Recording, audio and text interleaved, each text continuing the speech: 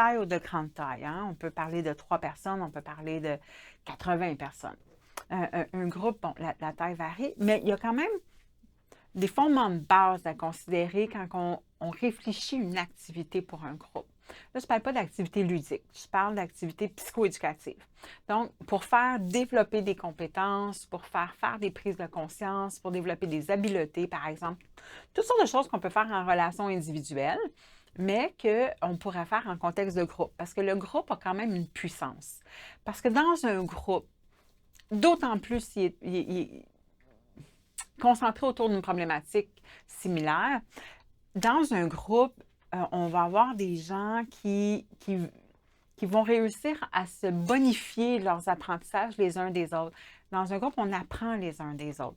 Juste penser quand on est en contexte de classe, quand une personne pose une question ou qu'une personne répond à une question, ou même dans un contexte de travail, dans une réunion d'équipe, par exemple, mais ça nous amène, nous, à réfléchir aussi par la même occasion.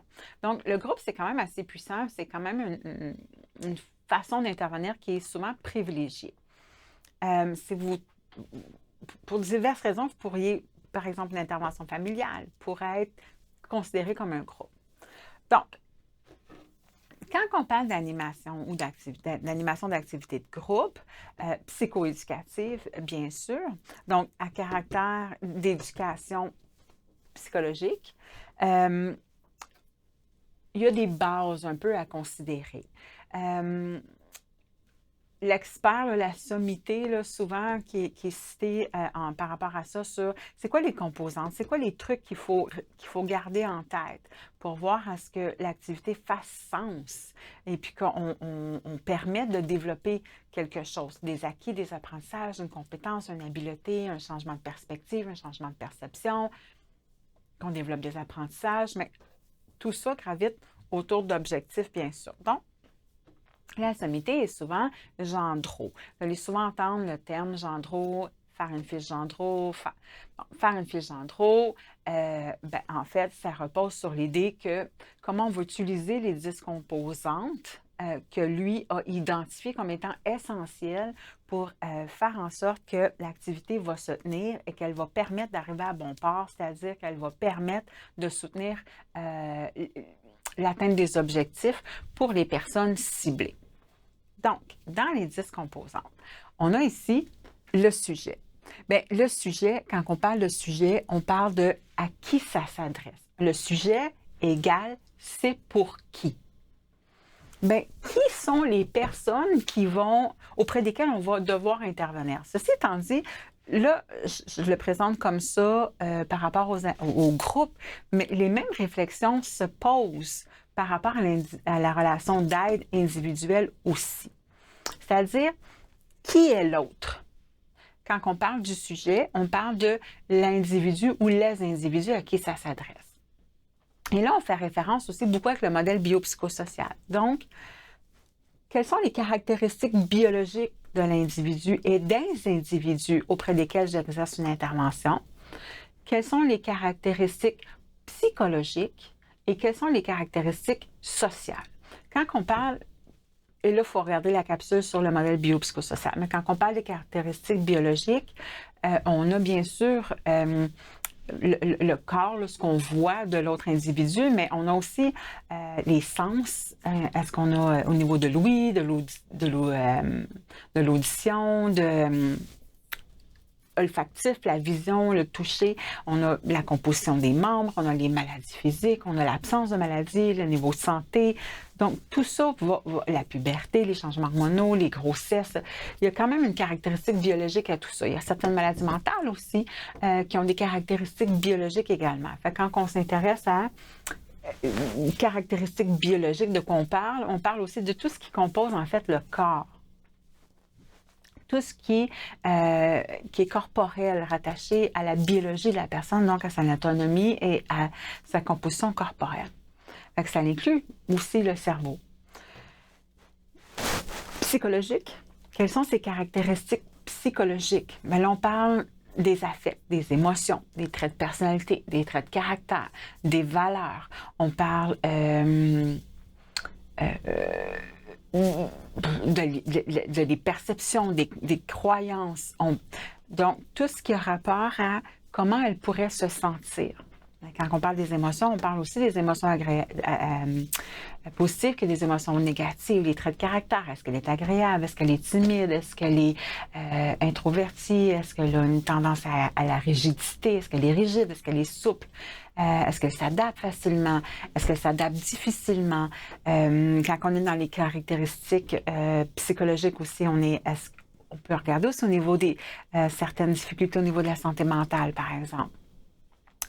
On pourra voir est-ce que la personne elle est hyperactive. Ben là, il y a quelque chose de biologique, puis il y a quelque chose de psychologique de rattaché à ça. Capacité d'attention, de concentration, les traits de personnalité. Est-ce qu'on est plus dans la dépendance, dans l'autonomie, dans la responsabilisation? Est-ce qu'on est plus en contact avec des gens qui ont un niveau d'anxiété qui est très élevé en ce moment? Est-ce qu'on a des gens qui sont en processus de deuil en ce moment? Ben, on comprend qu'il y a toute une sphère affective négative qui est importante. Ça a un impact sur la qualité du sommeil, ça a un impact sur la digestion. Fait qu'on revient aux caractéristiques biologiques. Parce que c'est interrelié, le corps, la psyché et le social. Tout ça va influencer les uns les autres. Et quand on se dit qui est les sujets, donc à qui ça s'adresse, l'intervention, bien, on est aussi dans les caractéristiques sociales. Quand on parle de caractéristiques sociales, bien, dans le social, c'est large. Qui sont les personnes qui gravitent autour d'elles? Est-ce que ce sont des enseignants? Est-ce que ce sont des employeurs, des collègues, des amis, de la fratrie, des parents, des grands-parents, des beaux-parents, un conjoint, des enfants? Qui est le réseau? Est-ce qu'il y a des intervenants dans la vie de la personne? Parce que c'est tout à considérer. Parce que si la personne est dans une détresse profonde, par exemple, puis ça a un impact majeur sur sa santé physique, par exemple, et qu'on fait l'inventaire de ce qu'il y a dans son tissu social, quelle est la qualité de ces relations-là également? Est-ce qu'elle a du soutien auprès de ces gens-là? Est-ce qu'elle a de l'aide et de l'accompagnement auprès de ces gens-là? Et peut-être que c'est dans une détresse profonde, mais peut-être qu'on a besoin d'intervenants psychosociaux qui sont là. Si on s'est rendu compte qu'il y avait des caractéristiques biologiques qui étaient problématiques, par exemple, des troubles du sommeil, par exemple, des troubles digestifs, mais est-ce qu'on a accès à un médecin ou à quelqu'un? Donc, il faut faire le lien dans les catégories de caractéristiques parce qu'il y a des éléments de réponse. Parce que pour chaque caractéristique se trouvent des besoins. Et là, je le fais comme ça parce on le remplit sous forme de tableau généralement parce que c'est plus facile visuellement. Donc, quand on parle fiche Gendreau, par exemple, on parle de ça aussi.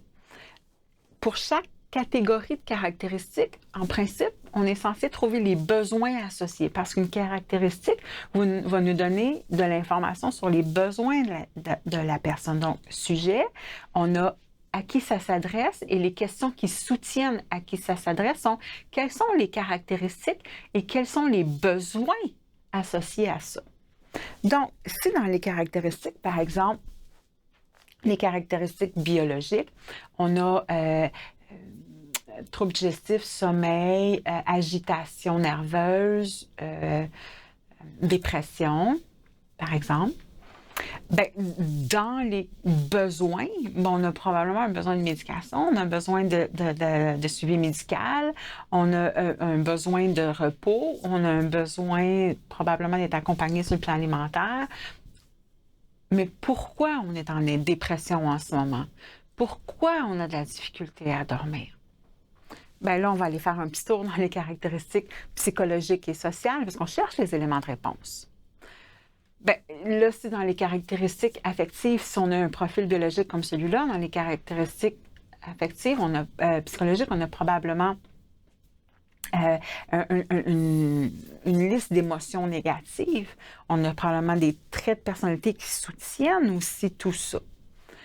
Eh bien, si on a une personne qui a beaucoup de tristesse, qui a de la colère, qui a de la déception, qui a de la culpabilité, qui est dans un processus de deuil, qui vit des insécurités, par exemple, puis qui est très introverti, par exemple. Je donne des exemples, mais vous comprenez que quand on fait l'inventaire des caractéristiques, alors on en cherche beaucoup. Un être humain, Ça ne s'arrête pas à une ou deux caractéristiques. On a beaucoup de choses pour se définir. Si vous faites l'exercice de vous définir, qui suis-je, là? Faites l'exercice, prenez une feuille de papier, écrivez « je suis ». 10, 15, 20, 30, 40 fois. Je suis, et répondez. Vous allez vous rendre compte que vous êtes capable de répondre.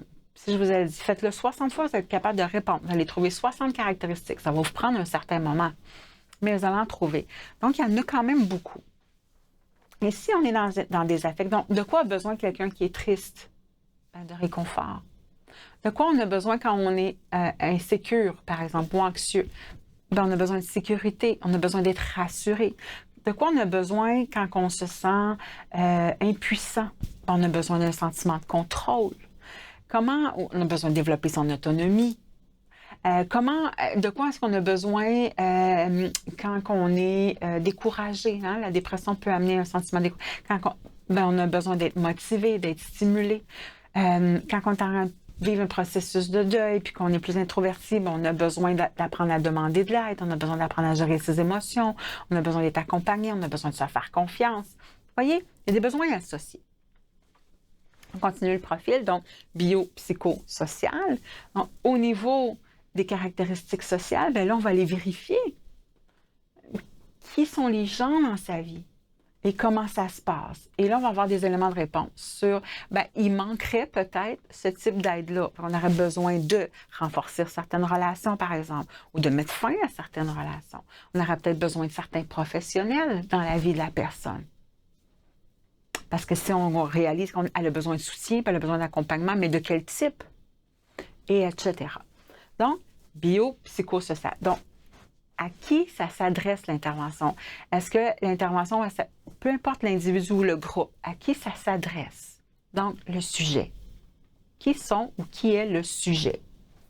Caractéristiques bio, psycho, social, besoin en fonction des caractéristiques bio-psychosocial.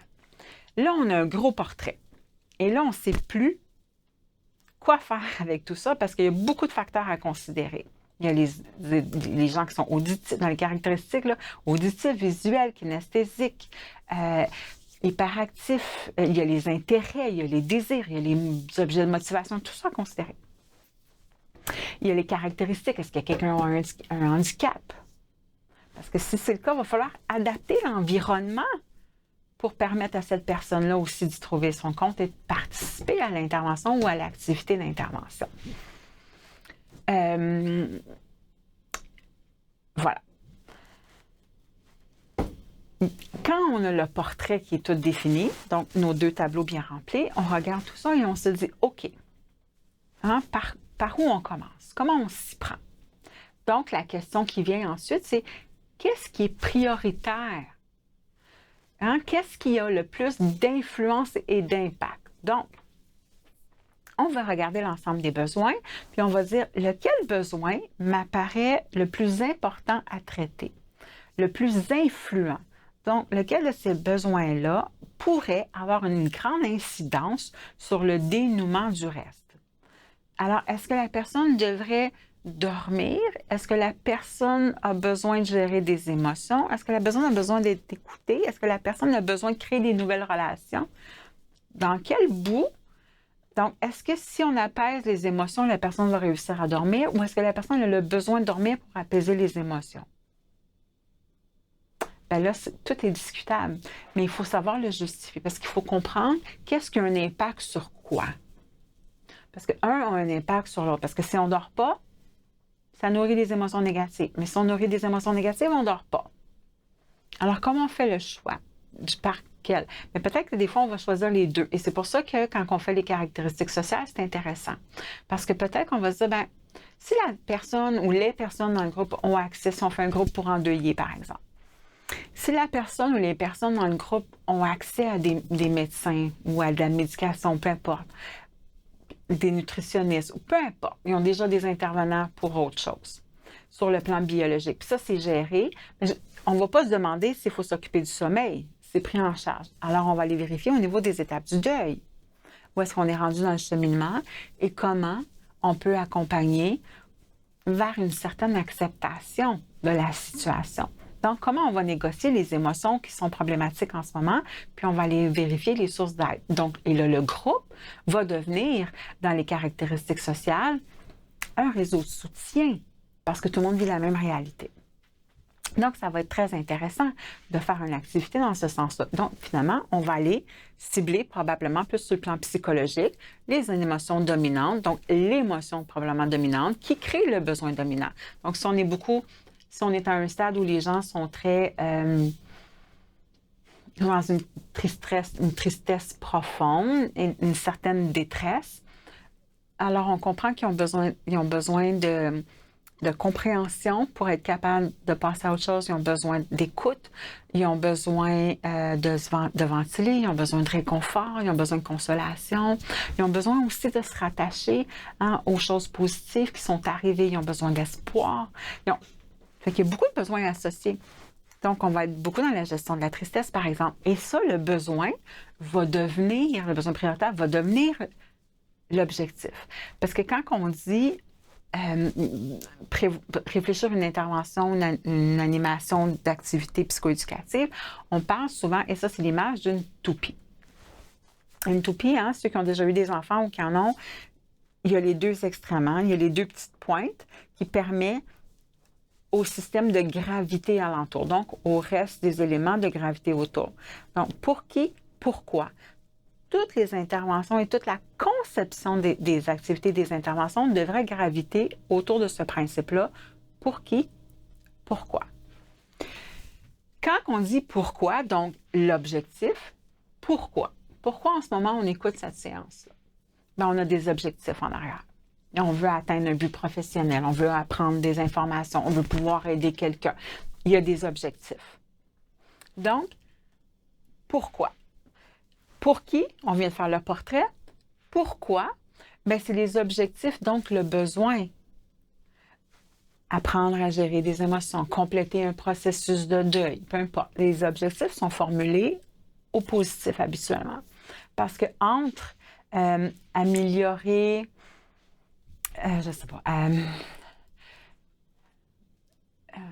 entre savoir gérer ses émotions, par exemple, et cesser d'être triste, on a plus envie d'apprendre à gérer ses émotions que d'arrêter d'être triste, parce que ça va venir avec. Il y en a un qui est plus limitatif.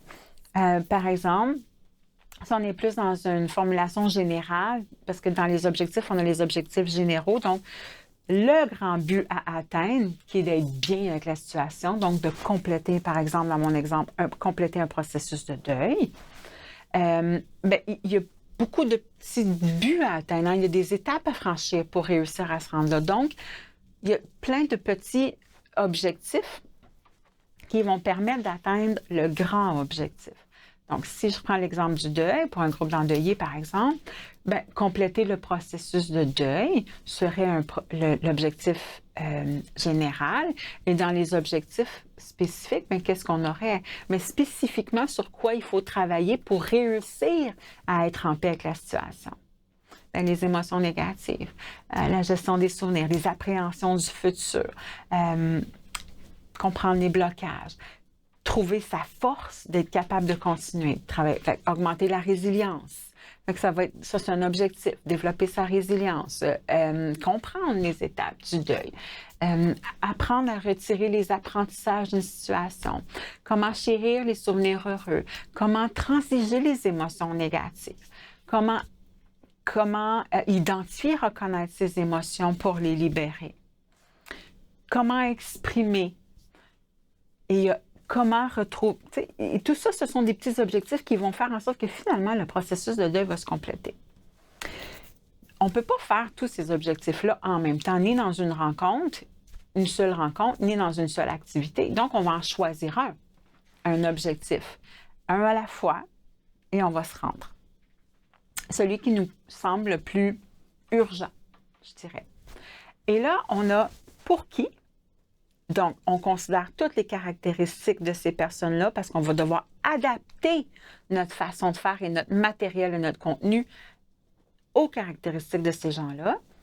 Est-ce qu'ils sont des adultes, des enfants? Est-ce que l'âge est varié? Est-ce que c'est des gens que ça fait plusieurs fois qu'ils vivent ça? Est-ce que c'est une première expérience? Est-ce qu'ils sont... Tout ça, c'est important. Est-ce qu'ils sont dans un contexte de vie où ils sont très, très occupés? Est-ce que... pas du tout. Est-ce que c'est une première expérience? Il y a beaucoup de facteurs à considérer. Parce que le niveau d'éducation qu'on va devoir faire ne sera pas le même non plus. Et les mots qu'on va utiliser, le matériel qu'on va utiliser ne sera pas le même. Si j'expliquais le processus de deuil ou si j'expliquais comment faire une activité pour aider des gens à un groupe d'enfants de 10 ans, je n'utiliserais pas cette image-là et ces exemples-là. J'aurais probablement des marionnettes ou du matériel qui, pour eux, je leur ferais une démonstration probablement et je leur expliquerais en parallèle tout ça, dans leurs mots à eux, avec les exemples qui sont rattachés à leur âge. Donc, il faut prendre en considération tout ça. Ça fait partie des caractéristiques. Pour qui? Pourquoi? Bien, les besoins, l'objectif, le besoin prioritaire, l'objectif général, on veut se rendre là. Maintenant, tous les petits objectifs spécifiques, on prend notre objectif, on dit, on fait ça pour ça. On veut à la fin que la personne, elle soit capable, ou les personnes qu'elles soient capables de. Qu'elles ont augmenté leur résilience, par exemple. Super. On fait ça comment? Bien, qu'est-ce que la résilience? Je prends cet exemple-là, mais qu'est-ce que la résilience? On va faire une petite recherche où on va essayer de comprendre, parce que c'est important de comprendre de quoi on parle. Qu'est-ce que la résilience, par exemple? On va faire une petite recherche. Et là, on va se demander comment on augmente la résilience? Comment on peut faire ça? Bien, quand on se rend compte qu'on est capable de vivre des trucs, faire face à l'adversité, puis qu'on est capable de d'en ressortir quand même.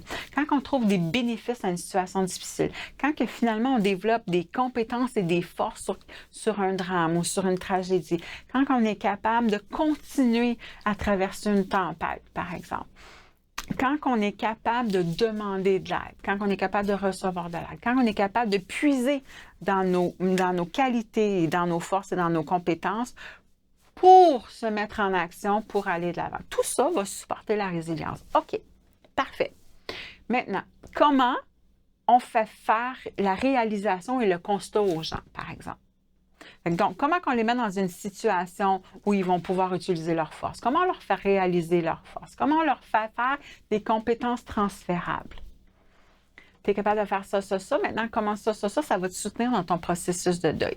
Comment on va faire la liaison? Et là, il y a plein de façons de le faire. Mais indépendamment, c'est qui? Est-ce qu'ils ont 14 ans? Ou est-ce qu'ils en ont 74? Ou est-ce qu'ils en ont 44? On ne le fera pas de la même façon. Parce que s'ils ont 14 ans, bien, probablement qu'on va on va alterner entre des jeux de rôle, des mises en situation, des questionnaires, des témoignages et un bout de discussion.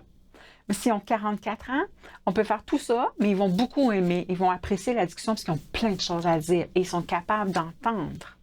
Alors, on va aller puiser dans les expériences, on va faire nommer les émotions. Il y a plein de façons de le faire, ça aussi. S'ils ont 74 ans, bien, ils sont plus dans la nostalgie des souvenirs. Comment on va utiliser les souvenirs qu'ils vont nous procurer, et ainsi de suite. Donc, on va adopter aussi en fonction de où ils sont eux. Qui? Pourquoi? On part de ça. Et là, on se questionne. On se questionne à se demander, OK, mais combien de temps on va allouer? Est-ce que j'ai 1 heure parce que je suis dans une consultation individuelle dans mon bureau? Alors, on a 1 heure à allouer à cette rencontre-là. Ou est-ce que je vais faire 20 minutes ou 15 minutes ou 30 minutes? Parce que si j'ai 20 minutes, bien, je vais devoir travailler sur quelque chose qui est très ciblé. Et je vais faire 1 ou 2 petites activités. Est-ce que je vais faire, par exemple, un questionnaire avec des questions très ciblées? Qu'est-ce que ça représente telle personne pour toi? Qu'est-ce qui est difficile dans ton processus? Comment t'expliques ça? Quelle pensée as-tu en tête? Quelle pensée te soutiendrait, par exemple? Et ensuite, on aura une discussion. 2 petites activités, 20 minutes, par exemple. Mais dépendamment du temps que j'ai et avec qui je suis et pourquoi, je vais devoir adapter mon matériel. Maintenant, où sommes-nous quand on parle espace, là? Bien, l'espace, on est où en ce moment? Est-ce que je suis dans une petite salle? Est-ce qu'on a une table en rond? L'espace inclut aussi l'utilisation du matériel. Donc, est-ce qu'on est dans une table en U, en carré? Est-ce qu'on veut que tous les gens se voient? Parce qu'on va faire une discussion de groupe. Mais si on va faire une discussion, dans un monde idéal, les gens ont accès les uns aux autres. Ils se voient. Et on va participer à ça. Mais si on fait plus un exercice d'introspection, bien, peut-être qu'on va vouloir que les gens aient de l'espace entre eux pour avoir une espèce d'effet bulle, pour pouvoir prendre des notes, écrire, réfléchir à eux-mêmes. Si on fait une activité plus méditative, plus relaxante, ben, peut-être qu'on va vouloir avoir des coussins au sol, pas de table, pas de chaise. Si on sait qu'on traite le deuil, par exemple, ben, on va falloir peut-être pouvoir prévoir des mouchoirs, des breuvages, des biscuits peut-être. Parce que quand on a des émotions négatives, on a tendance à manger un peu. On a besoin de réconfort, qu'on a dit. Ben, des breuvages, la nourriture, ça a une tendance à réconforter. Donc, on va prévoir ça, dépendamment pour qui, pourquoi, où. Et l'activité devra être supportée parce que si on veut leur apprendre à se recentrer sur eux, par exemple, ben, peut-être qu'on va avoir besoin de matériel comme des chaises longues, des tapis de yoga. Ou peut-être qu'on va faire des exercices sur chaise. Mais clairement, on va avoir besoin d'être un peu distancié des autres. Mais si on fait une discussion, c'est l'inverse. On veut créer un effet où les gens créent une espèce de petite communauté. Donc, on veut que les gens soient... On veut créer une proximité relationnelle qui est rapide. Bon, quand les corps sont plus près les uns des autres, déjà, on crée un effet de proximité qui va arriver plus vite que si on est distancié ou si on est en rang d'oignon, là, un en face de l'autre, et puis tout le monde regarde dans le même sens. Donc, la personne en arrière voit ma tête. Il n'y a pas vraiment de contact. Mais si on est en train de se regarder, puis on a du contact visuel. Donc, dépendamment, qu'est-ce qu'on souhaite à cause de l'objectif, à cause de la clientèle, on va adapter notre environnement en fonction de ça. Donc, il va falloir prévoir le matériel. Des crayons, des feuilles, des papiers, des vidéos, des projecteurs, des collations. Il va falloir prévoir. Maintenant, il y a qu'est-ce qu'on va faire à proprement dit? Donc, la programmation, le programme, qu'est-ce qu'on va faire? Comment on va s'y prendre? Est-ce qu'on va faire un quiz, une discussion? On va regarder une vidéo, on va discuter. On va faire un témoignage, un exercice de réflexion introspectif, une discussion. Est-ce qu'on va donner un peu de contenu sur ce que c'est les étapes du deuil? Est-ce qu'on va parler de ce que c'est la résilience? Est-ce qu'on va donner des exemples? Est-ce qu'on va demander aux gens de s'en donner entre eux? Est-ce qu'on va faire un exercice où on les met en situation de difficulté et ensuite on soulève? Qu'est-ce qu'on fait concrètement pour faire développer, pour faire atteindre l'objectif? Et là, on va décortiquer toutes les étapes. Parce que quand on se met à réfléchir à toutes les étapes, bien, on est capable de donner une structure. Et là, on sait où on s'en va. Il y a une direction à l'intervention. Assurément, quand on est en relation d'aide, que ce soit en groupe ou en individuel, assurément, il y aura des imprévus. Parce qu'on est, même si on a la meilleure des structures et qu'on a une liste de questions comme ça, je vais demander ça, ça, ça va les faire réfléchir à ceci et à cela, on n'a pas accès à la réponse de l'autre. Donc, il y aura toujours un effet d'imprévisibilité. Et c'est parfait, parce que la réponse de l'autre, elle est parfaite pour l'autre. Fait construire, si on fait une discussion ou un exercice d'introspection, construire ces questions à l'avance fait partie aussi de la programmation d'une activité d'intervention, que ce soit en groupe ou en individuel. Et bien sûr, vient le temps où l'expérience fait son œuvre, ça se fait naturellement. On a un cadre de base, puis on sait où on va. Et on est capable de naviguer. Mais au début, c'est quelque chose qui est très soutenant comme façon de réfléchir, Gendreau. Le modèle que Gendreau propose. Donc, les moyens de mise en interaction, comment on va mobiliser les gens? Comment on va s'y prendre pour les faire l'activité qu'on veut qu'ils fassent? Ou la discussion qu'on veut qu'ils aient? Comment on va faire parler la personne qui ne parle pas beaucoup? Comment on va faire arrêter de parler la personne qui parle trop? Comment on va favoriser les échanges si c'est ce qu'on souhaite? Comment on va leur donner envie de faire l'activité, de se mettre en action? Est-ce qu'on va utiliser l'humour? Est-ce qu'on va donner des temps de pause? Est-ce qu'on va demander à quelqu'un de faire circuler des documents? Est-ce qu'on va fermer les lumières? Est-ce qu'on va jouer avec... Parce que dans l'espace, il y a aussi ça. Est-ce qu'on met de la musique? Est-ce qu'on met de la lumière? Est-ce qu'elle est forte? Est-ce qu'elle est faible? Tout ça va entrer en considération. Même chose avec les moyens de mise en interaction. Est-ce qu'on va changer l'environnement? Est-ce que quand on va transitionner entre deux activités, est-ce qu'on va ouvrir ou fermer les lumières pour faire pour faire la transition entre les deux? Est-ce qu'on va juste dire, bon, on prend une pause? Comment on s'y prend pour passer d'un état à un autre? Est-ce qu'on va faire un appel direct? Toi, qu'est-ce que tu en penses? Toi, vous avez 5 minutes. Est-ce qu'on va y aller avec les consignes? Comment on va s'y prendre? Maintenant, on a le système de responsabilité qu'il faut réfléchir aussi. Dans le système de responsabilité, ce qu'on a, c'est mais qui fait quoi? C'est ça le système de responsabilité. Qui fait quoi?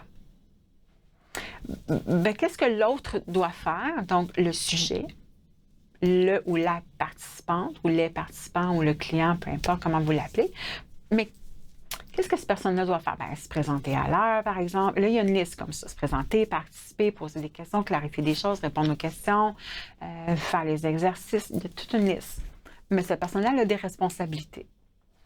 Et moi, en tant qu'intervenant ou en tant qu'intervenante, quelle est ma responsabilité? Bien, être bien préparée, connaître mon sujet, être capable de reconnaître les signes, être motivante, fournir la documentation, faire la rétroaction, gérer le temps.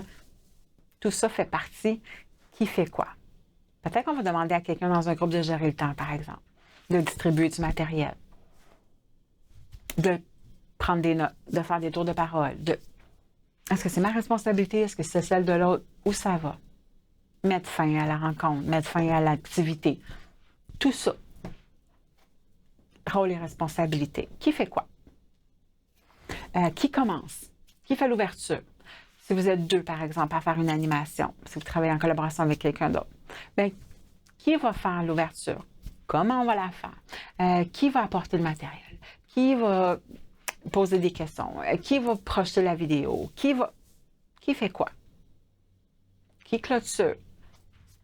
Qui accompagne quelqu'un dans le besoin? Qui fait quoi? Cas des procédures. Les cas des procédures, en fait, ici, là, en bas, là, cas des procédures, en fait, ben, c'est les consignes et les règles. Est-ce que, par exemple, est-ce qu'on a droit au cellulaire? Est-ce que, surtout si vous faites des activités, tu sais, dans le groupe, il y a des gens, parfois, qui vont regarder leur téléphone ou qui vont feuilleter la documentation que vous allez distribuer pendant que les autres participants parlent. Est-ce que les gens, ils peuvent manger? Est-ce qu'ils peuvent boire? Est-ce qu'ils peuvent apporter leur matériel? Est-ce qu'ils peuvent prendre leurs appels? Est-ce qu'ils peuvent interrompre? Est-ce qu'il y a des règles? C'est quoi les règles? Est-ce qu'il y a de la confidentialité? Tout ce qui se dit ici restera confidentiel. Quand on fait des groupes psychoéducatifs, habituellement, il faut mettre ces règles-là. L'anonymat, confidentialité, respect des autres, arriver à l'heure. Même si c'est des adultes, il faut faire ces règles-là quand même. Au niveau des procédures, bien, comment on va s'y prendre? C'est quoi les consignes? Comment... Ce que je te propose de faire, bien, qu'est-ce qu'il faut que tu fasses précisément? Bien, écrivez, moi je vous ai dit, écrivez 60 fois ou 10 fois « Je suis réponsif ». Il y a plein de façons. OK, bien, tu le fais comment? Est-ce qu'il faut que tu réfléchis ou est-ce que tu réponds spontanément? Donc, les consignes. La marche à suivre, en fait, que j'aurais pu dire. Et bien sûr, on va regarder au niveau du système d'évaluation et de la reconnaissance. Donc, comment on va évaluer qu'on a atteint nos objectifs? Quels seront nos indicateurs? Comment on va savoir que, OK, ça fonctionne ou pas du tout? Alors, on a des indicateurs non verbaux. Le corps va nous donner de l'information. Est-ce qu'il y a des questions qu'on peut poser pour aller vérifier l'état de connaissance? Est-ce qu'il y a des réflexions que les gens vont avoir qui vont nous donner de l'information? Donc, qu'est-ce qui va me permettre de savoir que finalement, on est en train d'atteindre l'objectif? par l'activité ou les activités qu'on a choisi de mettre en place, donc dans notre intervention auprès de l'autre pour faire développer les acquis. Système de reconnaissance, c'est quand même très important de reconnaître les gens dans leur courage. C'est difficile. C'est difficile d'aller là où c'est douloureux. C'est difficile de se livrer, de s'ouvrir, de changer sa perspective, de changer sa façon de faire. Alors, on reconnaît ça, on reconnaît la participation, le temps, la générosité de s'impliquer. Jean-Drouet, il dit, pour qui, pourquoi, ça part là. C'est là qu'il faut se questionner le plus. Et encore, il faut écouter la partie sur le modèle biopsychosocial qui reprend les concepts du pour qui, donc du sujet, qui reprend les concepts biologiques, psychologiques, sociaux au niveau des caractéristiques et des besoins. Ensuite, l'autre élément central, pourquoi? Donc, quels sont les objectifs qui sont ciblés? Les objectifs, ils découlent des besoins. Hein? On répond à un besoin. Besoin prioritaire, qu'est-ce qui nous apparaît le plus urgent ou qui a le plus d'importance ou qui prend le plus de place dans la situation de la personne? Donc, qui fait qu'elle est bloquée quelque part ou qu'elle est dans un état d'insatisfaction, par exemple. Et pour atteindre cet objectif-là, donc pour dénouer ça, pour réussir à sortir de ça, qu'est-ce qu'elle a besoin de développer ou d'accomplir pour y arriver? Et ça devient tout les sous-objectifs. Hein? Dans les objectifs, souvent comme exemple, je prends souvent l'exemple du marathon. Mais pour être capable de courir 42 km, qu'est-ce qu'on doit développer? Bien, on doit développer une façon de respirer, on doit développer une façon de faire des foulées, de déposer son pied. On doit être capable de courir 5 km, 10 km, 20 km avant d'être capable d'en courir 42. Après ça, on va améliorer la gestion du temps.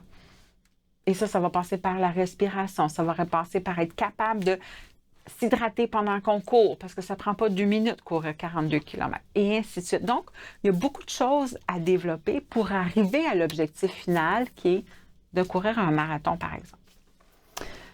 Je vais résumer là, tout ça avec un exemple. Tout le monde fait ça sans s'en rendre compte. Si on pense à l'anniversaire, tout le monde a déjà, à un moment donné ou d'un autre, organisé quelque chose pour quelqu'un qui est cher, un être cher. C'est pour une activité, pour la fête de mon ami ou pour la fête de ma mère ou de ma soeur ou peu importe, on fait une activité. Donc, pour la fête je prends l'exemple, je vais aller dans le joyeux là, comme exemple, pour l'anniversaire de ma soeur qui va avoir 40 ans. Bien, qui est ma soeur? Mais ma soeur, elle est comment? Biologique, psychologique. Vous vous posez cette question-là. Qu'est-ce qu'elle aime? Qu'est-ce qui va lui faire plaisir? Qu'est-ce qu'elle aime pas? Est-ce qu'elle aime les surprises? Qu'est-ce qu'elle aime pas les surprises? Est-ce qu'elle aime avoir beaucoup de personnes? Est-ce qu'elle aime tel type de musique? Est-ce qu'elle aime tel type de loisir? Est-ce qu'elle est gênée? Est-ce qu'elle est timide? Est-ce qu'elle est très extravertie? Est-ce qu'elle aime tel type d'aliments? Vous allez vous demander, oh, mais moi, ma soeur, elle aime les gâteaux au chocolat ou elle aime les gâteaux aux fraises ou elle aime les gâteaux à la crème glacée. Parce qu'on va vouloir lui faire plaisir. Fait on va partir de ce qu'elle aime et de qui elle est dans sa personnalité et des gens qu'elle aime. On va faire l'inventaire social. Mais qui on invite? Quand on se demande qui on invite, on est en train de faire la liste de ses caractéristiques sociales. Là. Qui est son entourage? Et clairement, si c'est qui on invite, c'est des gens qu'elle apprécie. On a un état des dynamiques. Mais qu'est-ce qu'elle aime? Comment elle est? Qu'est-ce qui va lui faire plaisir quand on se pose cette question-là? On est en train de faire sa description psychologique en bonne partie. Et quand on va se demander, on fait ça, qu'est-ce qu'on va faire comme activité? On est souvent en train de supporter aussi la dimension biologique parce que si votre sœur elle a, je sais pas, une allergie aux arachides, bien, vous n'allez pas lui faire un gâteau aux noix parce que vous allez considérer ses caractéristiques biologiques à elle. Fait que vous allez prendre son portrait et là, vous allez dire, pour elle, ce qui ferait sens de faire comme activité pour sa fête, c'est. Et là, vous allez avoir votre programmation. Donc, votre objectif, ça va être quoi? Bien, ça va être de la célébrer. Mais l'objectif en tant que tel, pourquoi vous voulez la célébrer? Mais vous voulez la célébrer pour qu'elle se sente aimée, qu'elle se sente importante, qu'elle se sente reconnue. Ça, c'est vos objectifs. Pour qu'elle s'amuse. C'est vos objectifs généraux est spécifique. Je veux que ma sœur soit valorisée ou que ma sœur se sente... En fait, c'est probablement que ma sœur se sente aimée le jour de sa fête, ou peu importe, que ma sœur... Général. Et là, tout le reste, qu'elle se sente valorisée, appréciée, reconnue, mise en valeur, qu'elle s'amuse, tous vos objectifs spécifiques. Vous allez faire ça comment? Hein? Quand on regarde au niveau du programme, là, votre programmation, vous allez faire quoi? Est-ce que vous allez faire une soirée pyjama, film pyjama? Est-ce que vous allez faire une sortie? Est-ce que vous allez avoir un groupe de musique? Est-ce que vous allez faire des jeux de société? Est-ce que vous allez faire un bal masqué? Est-ce que vous allez faire une soirée dansante? Est-ce que vous allez faire... tout le monde amène un plat? Est-ce que vous allez faire des activités avec de photos? Est-ce que vous allez présenter un montage vidéo? Est-ce que vous allez présenter des photos d'elle? Est-ce que vous allez lui faire un hommage? Est-ce que plusieurs personnes vont lui faire un hommage? Est-ce que vous voyez... Et là, vous allez vous questionner sur le déroulement. Quand je vous dis étape par étape, vous allez vous questionner, vous allez dire, OK, les gens arrivent à quelle heure? Donc, le temps. Pour qui, pourquoi, mais comment est-ce que ça va se dérouler? Tout est là. On a à peu près toutes les activités qu'on va faire. Hein? On va faire un jeu de limbo, on va faire la remise des cadeaux, on va faire un hommage, on va faire la célébration du gâteau, on va faire de la danse. C'est toutes des activités, ça. Et comment on va faire les mises en interaction entre... Comment on va passer du gâteau à la danse, au cadeau, à l'hommage? Comment on va passer entre tout ça pour que ça soit fluide toute la soirée ou toute la journée? Maintenant, on va se questionner sur on fait ça où? Hein? L'espace, on fait ça où? Est-ce qu'on fait ça, est-ce qu'on loue une salle? Est-ce qu'on fait ça au restaurant? Est-ce qu'on fait ça à la maison? Est-ce qu'on fait ça à l'extérieur? Est-ce qu'on a besoin d'un chapiteau en cas de pluie? Ou est-ce qu'on fait ça dans un verger? Est-ce qu'on fait ça dans une cabane à sucre? Est-ce qu'on fait ça, si on fait ça à la maison, est-ce qu'on fait ça au sous-sol? Est-ce qu'on fait ça dans la cuisine? Est-ce qu'on fait ça au premier plancher? Est-ce qu'on fait ça dans le salon? Est-ce que les gens ont accès à la cuisine? Est-ce qu'on... Dans l'espace... Même si on fait ça à la maison, où est-ce qu'on met la table pour les cadeaux? Où est-ce qu'on met la table pour les desserts? Où est-ce qu'on va servir les gens s'ils mangent? Est-ce qu'on a un endroit pour les breuvages? Est-ce qu'il y a un coin pour les enfants? Est-ce que les enfants sont invités ou pas? On va se poser plein de questions parce qu'on va jouer avec l'espace. Est-ce qu'on y fait un espace juste à elle? Si on danse, est-ce qu'on change de pièce? Et comment on va passer d'une pièce à l'autre si c'est le cas? Donc, moyen de mise en interaction, espace. On va réfléchir à tout ça. Est-ce qu'il y a des gens dans la liste de nos invités, donc dans notre groupe?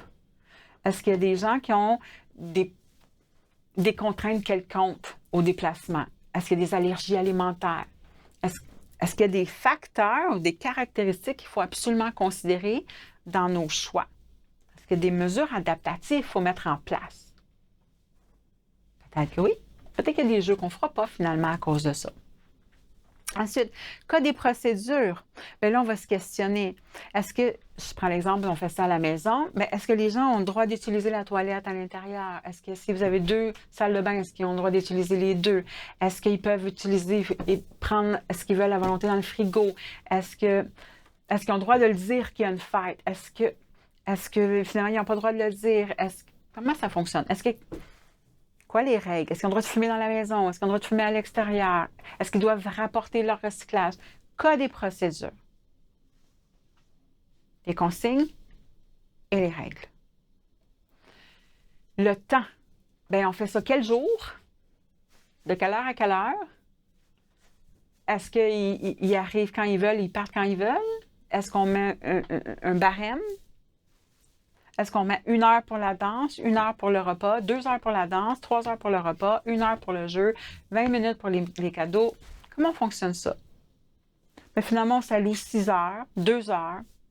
Comment on gère le temps? Et ça sera quand? Système de responsabilité, qui fait quoi? On organise une grande fête. Est-ce qu'il y en a qui sont responsables des repas? Est-ce qu'il y en a qui sont responsables des invitations? Est-ce qu'il y en a qui sont responsables du ménage? Il va falloir nettoyer la maison avant et après, probablement. Est-ce qu'il y en a qui sont responsables de ramener le recyclage? Est-ce qu'il y en a qui sont responsables de faire des repas? Est-ce qu'il y en a qui sont responsables de la musique? Est-ce qu'il y en a qui sont responsables des jeux? Est-ce qu'il y en a qui vont la chercher? Est-ce que c'est une surprise? Est-ce qu'il y a quelqu'un qui va la chercher ou qui fait semblant? qui fait quoi? Et comment on va s'assurer qu'on a atteint notre objectif? Donc, système d'évaluation. Est-ce que ma sœur se sent aimée? Est-ce qu'elle est heureuse? Est-ce qu'elle a du plaisir? Est-ce qu'elle se sent valorisée? Est-ce qu'elle se sent importante? Parce que c'était ça mes objectifs. Alors, comment je vais le savoir? Est-ce que mes convives ont du plaisir? Comment je vais savoir ça? Ce qu'ils vont dire, je vais aller chercher une rétroaction. As-tu du plaisir? Comment tu te sens? Qu'est-ce que tu penses? Je vais regarder les interactions sociales, les expressions du visage. Les gens vont me le dire. Ah, c'est ma soirée. Oh mon Dieu, je suis touchée. Bon. Mais ce sera quoi mes indicateurs? Parce que je vais peut-être devoir me réajuster. Peut-être que je vais mettre de la musique pour que les gens dansent et que finalement, personne danse. Et là, je vais avoir mon information sur cette activité-là, elle ne me permettra pas d'atteindre mon objectif. Les gens n'ont plus de plaisir. Bien, je me réajuste. Fait que le système d'évaluation peut se faire à la fin, mais peut se faire en continu aussi. Et idéalement, il se fait en continu pour qu'on puisse s'ajuster au fur et à mesure et s'assurer d'avoir l'intervention la plus favorable à l'atteinte des objectifs. Et puis finalement, système de reconnaissance, mais comment on va dire merci d'être venu, merci d'avoir contribué parce que vous faites partie du succès et de la réussite de ce soir. Est-ce qu'on va prendre le micro puis on va le dire? Est-ce qu'on va le dire à chaque personne au départ? Est-ce qu'on va remettre, dans les mariages, souvent on va remettre un cadeau? Qu'est-ce qu'on va faire pour dire merci, bravo? Alors, vous faites déjà tout ça. Maintenant, comment on fait ça quand c'est psycho-éducatif? Donc, pour des objectifs de vie, pas juste pour avoir du plaisir. Pour qui? Pourquoi? Comment? En gros, c'est ça.